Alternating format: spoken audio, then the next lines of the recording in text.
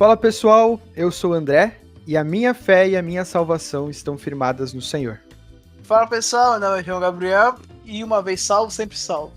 Fala galera, eu sou o Kelvin e a minha salvação está guardada nas mãos do bom pastor. Fala pessoal, eu sou o Murilo e persevere na fé diferente de como você persevera em ir pra academia. Pô, essa foi boa. Boa, gostei. E bom pessoal, dando continuidade então, agora meio que finalizando na verdade, né, a nossa série sobre os 5 pontos, a gente vai tratar sobre o último desses pontos, sobre a perseverança dos santos. A gente está muito feliz, a gente queria agradecer também todo o apoio que temos recebido através do Instagram. Então, se você não segue, aproveita e segue lá a gente no Instagram, Teologia Sem Açúcar. Temos buscado publicar alguns textos, algumas reflexões e esperamos que você seja abençoado por meio das nossas vidas. E falando nisso, fica aqui, escuta esse papo porque tá muito bom e com certeza vocês vão curtir e serão abençoados. Valeu, pessoal, fica por aí. Bora lá.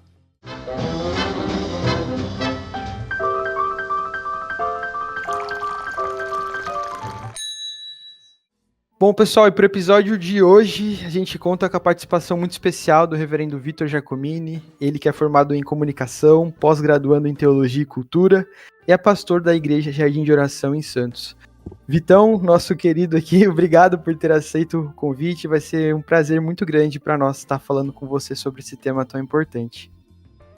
Benção, pessoal, a honra é minha de estar compartilhando desse tempo com vocês, dessa conversa, esse bate-papo para edificação nossa. E de quem mais estiver nos ouvindo aí. Boa, valeu, Vitão. E, bom, pessoal, para aqueles que nos acompanham até aqui, é um episódio muito especial porque a gente está fechando a nossa série sobre os 5 pontos, né? Nos outros episódios a gente falou um pouquinho sobre a nossa depravação total e a nossa necessidade da salvação, como também a gente experimenta essa graça irresistível de Deus, nos levando à fé.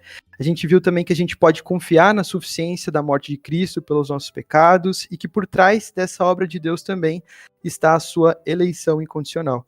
E hoje a gente vai ver um pouco como a gente pode descansar na sua graça eletiva que nos dá essa segurança eterna. Vamos falar então hoje sobre a perseverança dos santos. E Vitão, a primeira pergunta que eu acho que seria legal colocar é justamente sobre o que se trata essa doutrina da perseverança dos santos. Bom, André, a doutrina da perseverança dos santos, ou como bem colocada pelo R.C. Sproul, né, um dos meus teólogos favoritos, ela também pode ser chamada, ele prefere chamar da doutrina da preservação do santo, ou a doutrina da perseverança de Deus para com os seus santos. Porque nós entendemos que a obra da perseverança, ela não é primeiramente nossa. É Deus quem nos preserva, que sustenta, que guarda a nossa salvação, como a gente pode até ver na sequência da nossa conversa. Então, é a doutrina na qual nós descansamos, justamente como você falou, na segurança de que a nossa salvação está muito bem guardada nas mãos do Senhor Jesus Cristo. Portanto, um crente, alguém que verdadeiramente, é bom explicar isso, verdadeiramente experimentou da graça salvadora de Deus, essa pessoa, ela tem a certeza de que Deus há de completar a sua obra e preservá-la até o fim. Boa, eu acho que acaba sendo um pouco meio lógico essa sequência daquilo que a gente viu até aqui. A gente sabe que nós não merecemos essa salvação, nós não conseguimos fazer nada pelos nossos próprios méritos para conseguir. É totalmente uma obra da parte de Deus que se inicia nele e que ele opera no nosso coração, né? E que agora ele nos chama e de maneira também perfeita ele é fiel para cumprir até o final. Um versículo muito interessante, né, que trata sobre isso é justamente o texto muito conhecido de Romanos 8:30, né? Que fala que aos que predestinou, a esses também chamou, e aos que chamou, a esses também justificou, e aos que justificou, a esses também glorificou. E você trouxe, Vitor, o Sproul, né? Aqui um comentário dele acerca desse versículo, fala que o tempo verbal está justamente no passado, e que no ponto de vista de Deus, essa obra excelente já está feita, né? Então eu acho que é algo que nos dá mais segurança também nesse sentido. Perfeito, perfeito. A obra de Deus, ela é completa, né? O livro da vida foi escrito antes da fundação do mundo. Mais um, mais um forte argumento, uma forte evidência que nós temos de que, assim como está registrado no livro do profeta Jonas, a salvação pertence ao Senhor e não a nós. Perfeito. Também é muito interessante pensar, seguindo nessa mesma linha que o André trouxe com o texto de Romanos, o texto de Filipenses 1:6, que também é muito conhecido, né? Estou certo de que aquele que começou boa obra em vocês há de completá-la até o dia de Cristo Jesus. Enquanto eu li esse texto, preparando para o podcast, eu estava pensando. A gente começa muitos planos e muitas vezes a gente desiste deles. A gente tem lá as metas todo ano, todo começo de ano a gente faz umas metas, né? Seja aprender um idioma, entrar para academia, estudar alguma coisa nova, e muitas vezes a gente desiste no meio do caminho, a gente deixa para lá, a gente não é perseverante. Mas Deus é totalmente contrário a isso. Deus, ele começa uma obra e ele termina. Inclusive, lendo, eu não lembro o nome do autor, mas o livro era Doutrinas da Graça e é da editora Vida Nova. E eu lembro dele dizer que Deus nunca começa uma obra que ele não tem intenção total de completar. Então, isso é totalmente reconfortante, né? Com certeza, mais uma vez, nós desistimos, nós desanimamos dos nossos planos, nós cedemos diante das circunstâncias adversas, mas Deus não. Deus é absoluto e convicto, e quando Ele deseja, e deseja mesmo, a ponto de enviar o seu filho para morrer no lugar de alguém, Ele vai até o fim nesse processo. Eu acabei entrando num debate, né, com um amigo que ele era pentecostal mesmo. E aí, quando eu fui falar que a gente acreditava que a gente não perdia a salvação, aí ele perguntou: como, cara? Como que isso é possível? E a gente começou a debater e a gente chegou num ponto, tipo assim, realmente, e a gente começou a perceber que a gente tinha várias pessoas contrárias justamente nesses 5 pontos. Daí a gente falou, pô, então realmente o que é maior? É maior realmente a soberania de Deus ou nossa responsabilidade? Eu lembro que eu era muito novo e eu não conseguia responder essa pergunta pro cara, porque realmente ele falou que Deus ele respeita a nossa vontade, que Deus respeita o nosso livre-arbítrio. E aí, como é que isso meio que vai dialogar com essa doutrina? Então, João, a grande questão aí é se nós podemos, de fato, perder a nossa salvação ou não. O Sproul ainda, ele aponta que esse conceito, essa ideia de que se perde a salvação desde a época lá do remonstrantismo, né, que produziu os cânones de Dort, né, o Concílio de Dort, vem de uma ideia bem católico-romana da distinção entre o pecado mortal e o pecado venial. Eles diziam que existem pecados, e no caso o pecado mortal, que esse tipo de pecado ele é capaz de destruir a graça. E se essa pessoa ela não for restaurada por meio da penitência, ela perdeu, ela está à parte do reino de Deus e à parte da salvação. Eu creio que essa questão ela foi levada muito em conta e por isso as pessoas têm um entendimento de que Deus não daria a liberdade ao homem no caso de preservá-lo diante da perda da salvação dele, né? E bom, nós percorremos aí um caminho pelos 4 primeiros pontos de Dort, da Tulipe, e quando nós chegamos nesse ponto, que é a questão da preservação, quando nós falamos que o crente verdadeiro ele não perde a salvação, é porque ele é um crente verdadeiro. Porque ele de fato foi alcançado, regenerado, justificado. E a salvação, ela não pertence a ele, como citei Jonas 2,9. A salvação pertence ao Senhor. A salvação não está na nossa mão para a gente poder perdê-la. A palavra diz lá em Efésios 1:13, 14, que o Senhor pagou um alto preço por nós e colocou em nós o seu selo, que é o Espírito Santo. Selo, penhor, são as formas conhecidas e descritas que são garantias de inviolabilidade, de que algo que foi destinado para um fim vai chegar até esse fim, vai cumprir o seu propósito, e é assim que a palavra trata. Só que essa garantia não é nossa, é de Deus.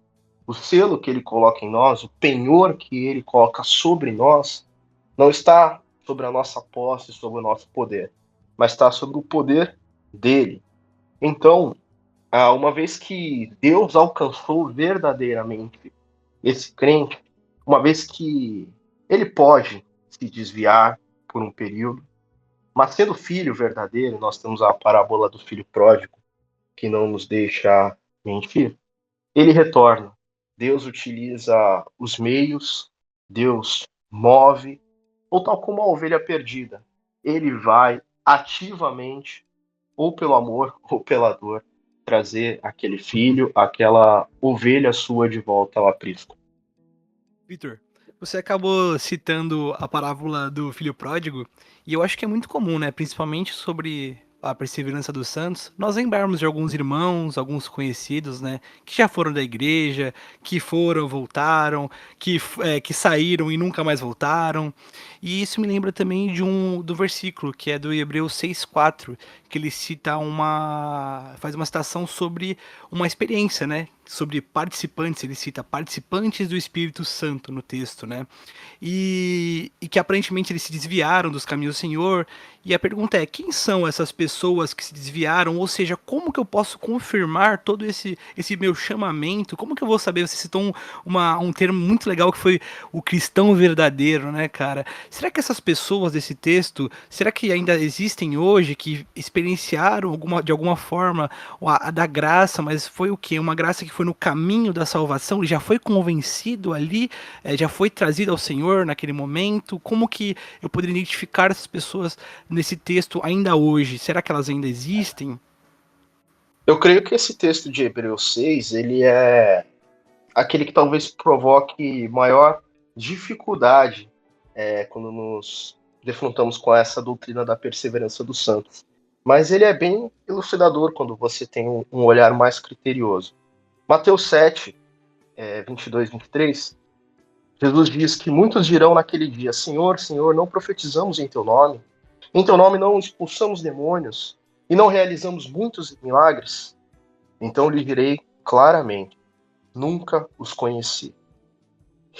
É desse tipo de gente que o Senhor Jesus está falando.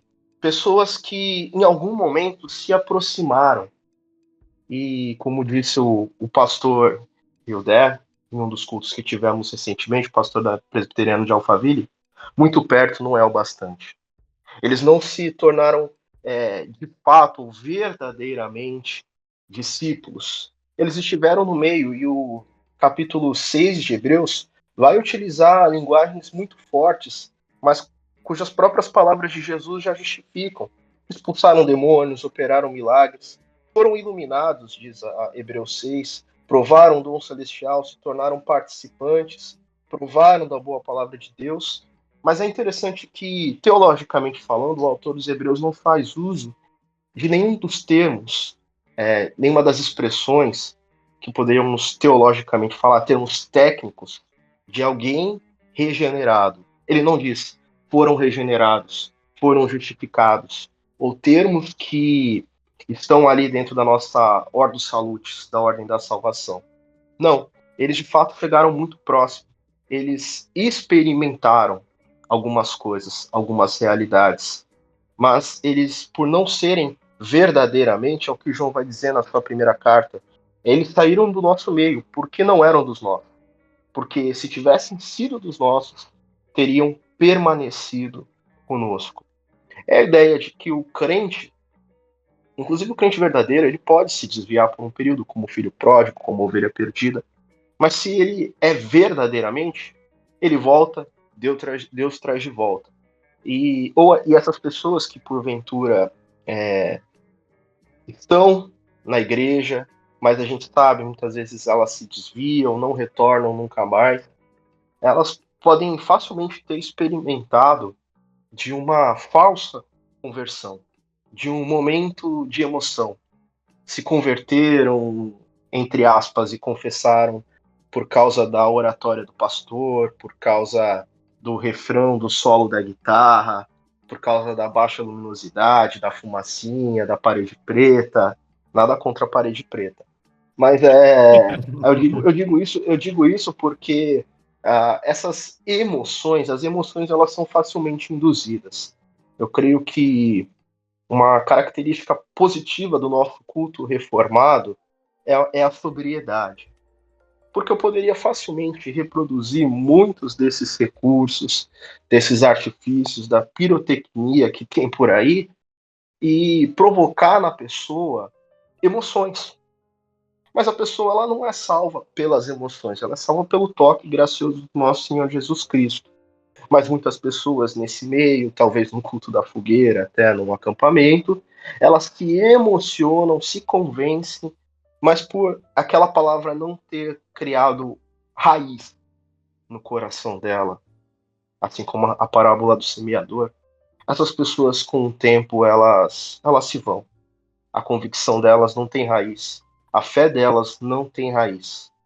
E aí, no momento oportuno, elas já não fazem mais parte. Elas podem experimentar muita coisa boa, elas podem ver coisas extraordinárias, inclusive, mas como Hebreus 6 vai falar, elas acabam saindo e não voltando nunca mais, para que se confirmasse a própria palavra de Deus, como mencionei em 1 João 2,19. Eu acho que esse ponto que o Murilo trouxe é algo que acaba refletindo muito a nossa realidade, né? Creio que a maioria daqueles que escutam a gente são jovens, né? E quando somos jovens na questão do relacionamento com a igreja, da mocidade, ou também com a questão dos conhecidos nossos que são cristãos também, ou se dizem, a gente acaba se deparando com muitos que professaram a fé em Cristo, né? Vieram a ter um período de vida de obediência, de serviço e também depois de um tempo acabam abandonando, né, a fé. Mas é algo também que eu já escutei dessas pessoas, de alguns conhecidos, justamente se baseando numa maneira e numa visão errada, né, sobre essa doutrina. Eles falavam que, já que a salvação não se perde, vamos dizer assim, muitas pessoas acabam resumindo esse ponto em uma vez salvo, sempre salvo, e colocando somente isso e mais nada, né, para argumentar ou fazer parte da discussão.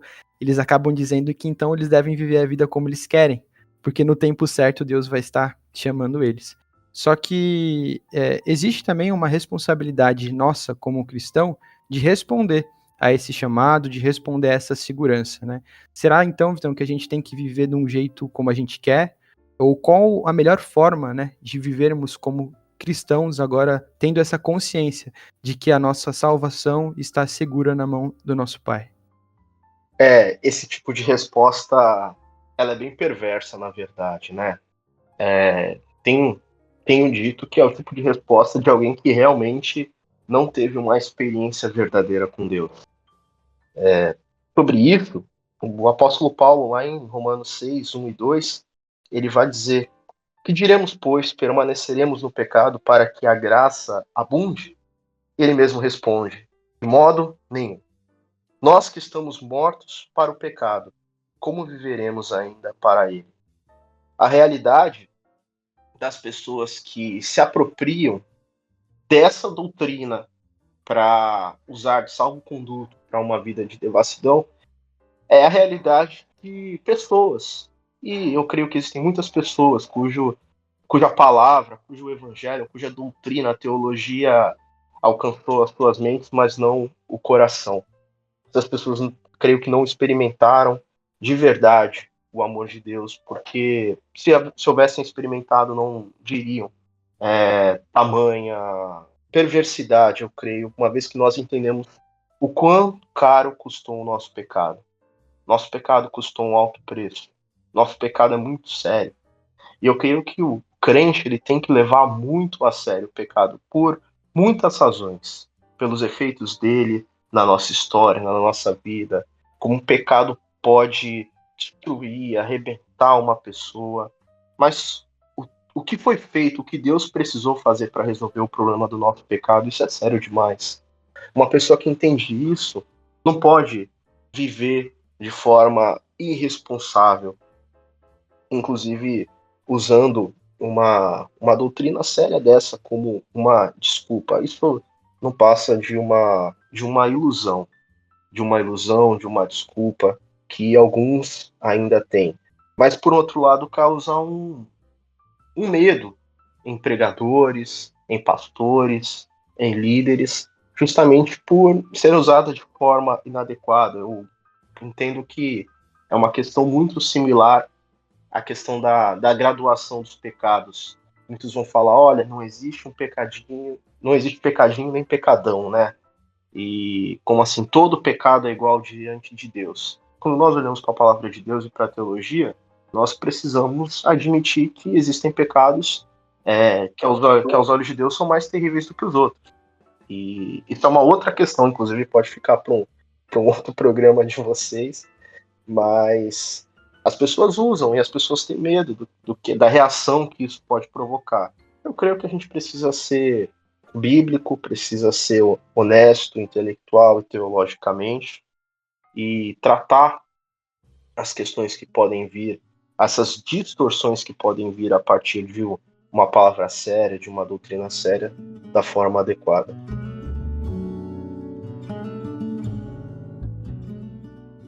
Acredito que quando a gente entende realmente, né, como você colocou aqui, de fato, a nossa realidade, né, de onde nós viemos, aquilo que Deus fez por nós, a gente entende que a obediência acaba evidenciando justamente essa renovação interior realizada pelo próprio Deus e também que a obediência é uma marca da vida de um eleito que persevera, né, até o fim. A gente percebe também que ao longo da sua caminhada aqui, Cristo nos dá várias advertências acerca da santificação, esse chamado, né, que devemos buscar a santificação, que devemos estar mais parecidos com Ele, buscar as coisas do alto nesse sentido. Então, acredito que entender que a nossa salvação está segura acaba gerando em nós essa humildade e também esse temor e, por consequência, essa obediência também à sua palavra e essa busca pela santificação. Não, porque ouvindo muito, né, que o André e o Vitão falaram, me lembrou muito dos irmãos realmente que eram queridos por mim, que estavam na igreja, vinham para a igreja todo domingo, mas que acabaram desviando. Ele veio à mente um bem que realmente me chocou mesmo, que ele parecia que realmente era um cara devoto, sabe? Ele era um menino muito estudioso. É, e, tipo, ele uma vez ele corrigiu o presbítero no meio da EBD, então, tipo, o cara era fera mesmo. Mas aí, né, é meio bem isso, né, que vocês falaram, que ele não começou a se cuidar, não começou a acabou negligenciando algumas coisas e começou a entrar em discussão. É que tem um pouco disso, de você cuidar muito da sua fé, né? Durante a Bíblia toda, tipo, é bem isso que o André falou da questão da humildade, tipo, que Deus criou vários instrumentos de graça, de instrumentos de para você realmente ficar cuidando. Você tem uma certa responsabilidade. João, eu acho que cabe a gente entender aí que crentes verdadeiros, eles se extraviam. Filhos verdadeiros, eles deixam a casa do pai. Ovelhas do rebanho do bom pastor, elas também saem e se perdem pelos seus próprios enganos. Agora, eu gosto de ter um cuidado muito grande, até como pastor, antes de rotular ou definir, né? Essa pessoa saiu porque não era dos nossos. Não, eu prefiro acreditar que ela saiu, mas eu prefiro orar a Deus e acreditar que ela sendo uma pessoa que de fato experimentou a salvação em Cristo, que Deus vai trazê-la de volta e orar para que Deus esteja mais brevemente trazendo ela de volta, de preferência pelo amor, mas se tiver que ser pela dor também, para que ela sofra menos, não apenas o que é viver fora da casa do Pai, mas que ela também volte com menos marcas. Como disse, o filho pródigo, ele Ele retornou para a casa do pai, na verdade, até pelos motivos errados. Se você for lembrar na parábola, né? Depois de estar na lama lá, querendo se alimentar da comida dos porcos, ele lembra da casa do pai, ele toma a decisão de voltar para a casa do pai, e isso partiu dele, é maravilhoso, partiu dele. Mas ele tinha em mente o quê? A graça do pai, o amor do pai? Não. Ele estava ali desejando a fartura da casa do pai. Quando ele lembra que até os servos, até os empregados tinham pão em abundância, em fartura. Mas toda aquela conjectura, no final das contas, foi o que o Senhor utilizou, foram os meios do Senhor, para que quando ele chegasse, o pai fosse de encontro a ele, o abraçasse, restaurasse a comunhão, e aí a gente tem uma ação ativa do pai em restaurar a comunhão, o anel no dedo, a sandália nos pés, uma nova veste. Então, eu prefiro acreditar assim quando nós nos lembramos, talvez existam pessoas que estejam nos ouvindo aqui e que tenham em mente muito claro um irmão, talvez até um parente, um próximo, assim, um pai, uma mãe, enfim, que hoje se vê distante dos caminhos do Senhor, da comunhão com a igreja, com os irmãos. E o que eu tenho para dizer é: ore por essa pessoa, ore para que o Senhor esteja trazendo-a de volta, para que ela esteja caindo em si, em arrependimento e retornando. Creia que Deus tem uma obra na vida dela até o fim, até que se prove o contrário. E a gente sabe que até o último suspiro, como já disse algum teólogo que eu não lembro o nome, existe um abismo de misericórdia, de graça, e que Deus pode estar restaurando essa pessoa ali ao fim mesmo. Eu quero crer nisso. Perfeito. É muito bom saber da misericórdia do nosso Deus e quão grande ela é conosco. E seguindo nessa mesma linha, eu acho que é importante a gente pontuar que a doutrina da perseverança dos santos ou da preservação dos santos não significa que os crentes não cairão, assim como o Vitão pontuou, mas que eles não se perderão. E quando a gente olha para os personagens bíblicos ao longo da escritura, isso prova muito verdade. Nós vemos Noé se embriagando, nós vemos Abraão, pai da fé, mentindo, nós vemos Davi caindo em pecado com Batseba e planejando o assassinato de Urias. Realmente coisas muito terríveis. O próprio apóstolo Pedro, que negou a Jesus, negou a Cristo, e logo depois dizer que ele não faria isso, né? E nós olhamos para eles e nós vemos que, enfim, eles caíram, eles pecaram, mas eles não se perderam. Eles foram guardados pelo Senhor. Eles foram preservados pela graça de Deus. E eu acho que isso é um grande ponto para a gente entender. Porque senão a gente pode acabar distorcendo a doutrina e pensando que, enfim, nós somos crentes, então nós somos impedidos de cair em pecado só porque nós somos crentes. E essa não é a realidade. Certamente, certamente. E eu acho importante até a gente pontuar que a grande questão é o fundamento. O fundamento da nossa salvação não está primeiramente na obra do Senhor Jesus Cristo. O nosso reverendo Augusto Nicodemos, ele comenta isso muito bem, nos lembrando que aquele que é salvo pela obra de Jesus Cristo. Jesus Cristo, a obra expiatória, Jesus Cristo morreu no lugar deles. Jesus Cristo pagou o preço dos pecados deles. E Deus, sendo justo, não condenaria, não castigaria o mesmo pecado duas vezes. Então, talvez isso nos leve até por um outro lado, que normalmente pode ser tratado em um outro momento, mas a obra de Cristo ela é completa, ela é definitiva.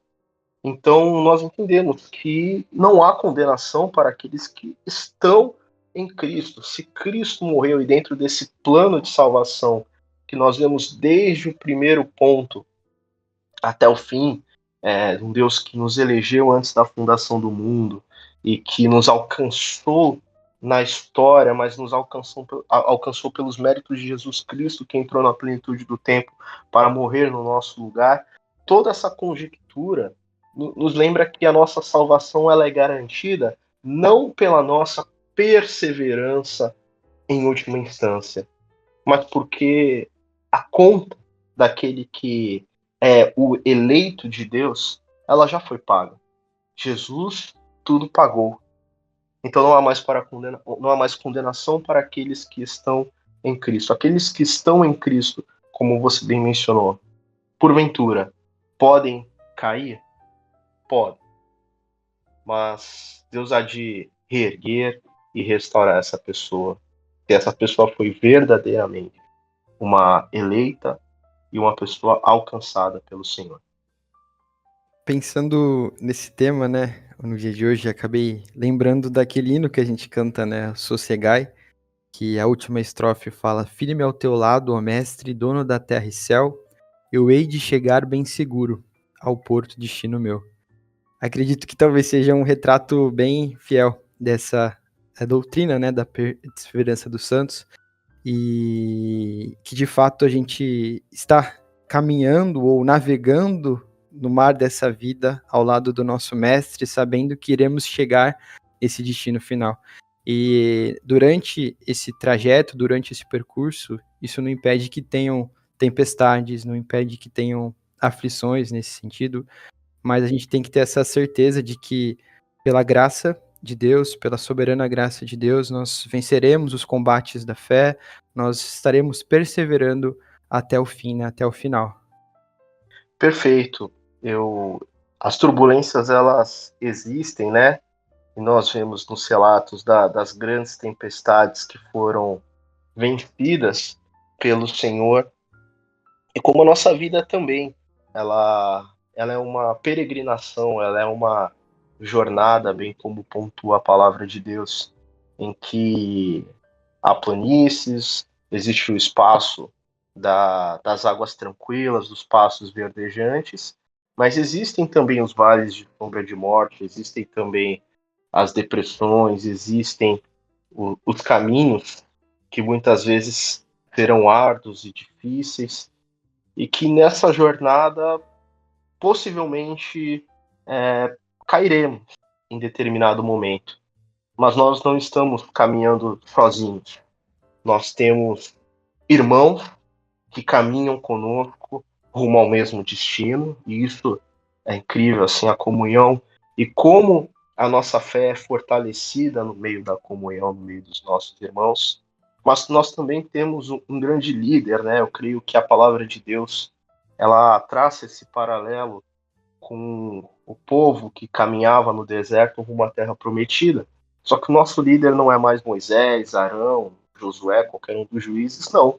O nosso líder é o próprio Senhor Jesus Cristo. Ele garante a nossa chegada. E ele garante que, se nós cairmos, ele vai nos reerguer. Eu gosto muito dessa ideia. E eu creio de verdade que, mesmo em meio às dificuldades da vida, a instabilidade da nossa fé, do nosso coração, porque sim, ele é instável. Deus, primeiramente, ele é fiel a si mesmo. Ele tem um propósito, e como vocês bem pontuaram, quando ele começa uma obra, ele vai até o final, ele não abandona o propósito dele no meio do caminho. E Cristo, da mesma forma, revelou isso na vida de Pedro, né? Vocês também mencionaram a aparente apostasia de Pedro quando ele nega a Cristo 3 vezes, e depois de ter abandonado o apostolado, o discipulado, após a ressurreição de Cristo, Cristo vai buscá-lo, vai encontrá-lo na praia, e por meio daquelas perguntas, né? Tu me amas? Apacenta as minhas ovelhas. Tu me amas? Uma pergunta para cada negação de Pedro, né?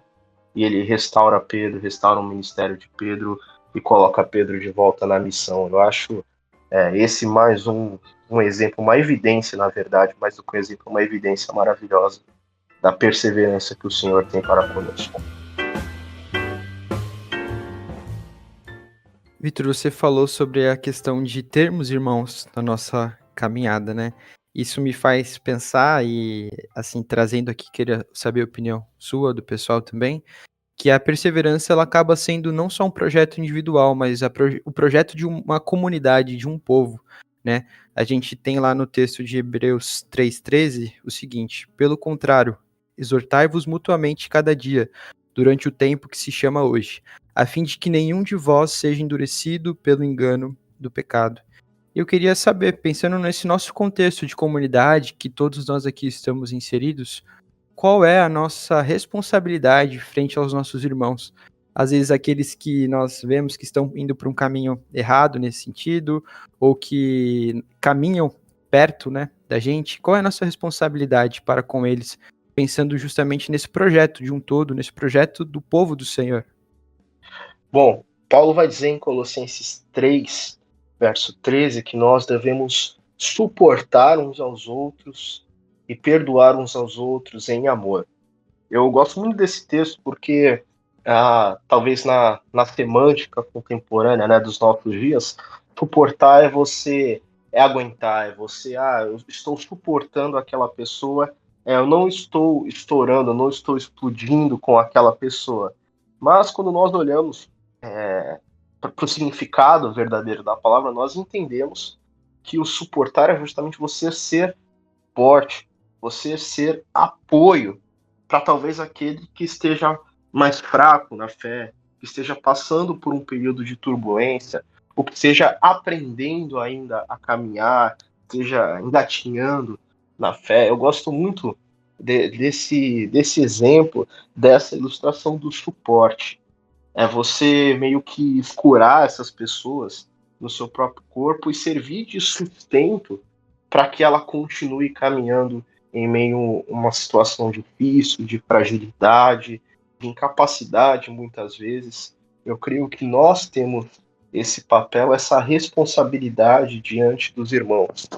Voltando a falar da parábola do filho pródigo, eu também creio que essa parábola, essa reflexão de Jesus, ela foi direcionada aos fariseus, aos escribas, que se viam indignados com a forma como Cristo recebia os pecadores, né, as prostitutas, os publicanos, e então ele conta essa parábola. Então eu creio que essa parábola, além do filho que sai de casa, ela está muito focada no filho que fica em casa, que personifica justamente estes homens que se encontram indignados com o retorno daquele que deveria, pelo menos, ser irmão deles. E refletindo sobre isso, eu me questiono, né? Quando o filho pródigo, quando esse nosso irmão que está desviado estiver a caminho de casa, quando Deus o trouxer para o nosso meio, que tipo de irmãos mais velhos ele vai encontrar?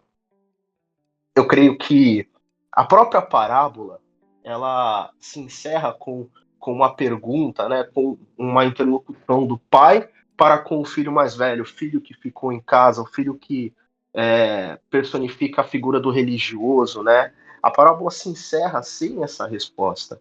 E eu creio que é para nossa reflexão, para nós nos questionarmos que tipo de irmãos nós seremos quando o filho pródigo retornar. E seguindo nessa linha sobre o corpo de Cristo, eu lembrei do texto de João 17, onde tem a oração sacerdotal de Jesus, onde ele ora para que nós sejamos um, e pensando na doutrina da preservação dos santos, é muito belo, é muito bonito mesmo pensar que Jesus orou por nós. E a oração de Jesus, nós temos plena certeza que é totalmente poderosa para que de fato seja cumprida. Então, se Jesus orou por nós, ele orou para que nós sejamos livrados do mal, guardados do mal, e para que nós sejamos um, nós podemos ter a certeza de que isso vai acontecer. Porque, assim como o Vitor disse, ele é fiel para cumprir todas as promessas que ele faz. Como nós já dissemos anteriormente, quando ele começa um plano, ele vai até o fim. Ele começa uma obra, ele termina. Então, acho que é algo para a gente pensar e descansar. Certamente, a oração de Jesus, a oração sacerdotal de Jesus, ela apresenta muitos fundamentos para essa unidade do corpo de Cristo. Eu tenho uma mensagem sobre isso. E lembrando de cabeça aqui, nós podemos encontrar na oração de Jesus que a igreja, os seus discípulos devem ser primeiramente porque nós fomos criados à imagem e semelhança de um Deus que é relacional, que se move na história dentro da pericorese trinitária e que Nós não poderíamos ser diferente, não à toa Deus criou o homem e constata, não é bom que o homem esteja só, porque fomos criados sob o molde de um Deus relacional. E então Deus cria a mulher, e aí a gente tem todo um mandato social e essa necessidade não apenas do casamento, do matrimônio, mas de nós vivermos em comunidade. Mas esse texto da oração sacerdotal é riquíssimo. Ele estabelece, inclusive, como fundamento o legado da fé, como a fé ela é passada à frente de geração em geração por meio de uma comunidade de discípulos, uma comunidade forte, uma comunidade unida. Tem um aspecto que eu acho maravilhoso, que é o aspecto do testemunho missional, porque à medida em que o mundo enxergar a unidade da igreja, o amor dos discípulos de Jesus uns para com os outros, o Senhor diz para que o mundo creia, entendeu? Então, a forma como a igreja, como os discípulos de Jesus se relacionam entre si, é um testemunho poderoso, sem o qual o nosso discurso ficaria vazio, ficaria incoerente. Então, para que o mundo creia quando Cristo diz isso, é porque justamente ele tem a nossa vida, nosso testemunho assim prático, aquele que ele precisa se alinhar com o nosso discurso. E à medida em que nós encarnamos isso, que nós personificamos e vivemos essa realidade, o mundo então olha para a gente, o mundo então ele crê, ele vê e ele crê que o Senhor Jesus Cristo de fato é o nosso Senhor, é o nosso Rei, e ele reina no nosso meio. Bom, Vitor, e diante de tudo isso que a gente viu sobre a perseverança dos santos, qual seria a aplicação prática de tudo isso? Bom, eu creio que primeiramente uma segurança pessoal na nossa salvação.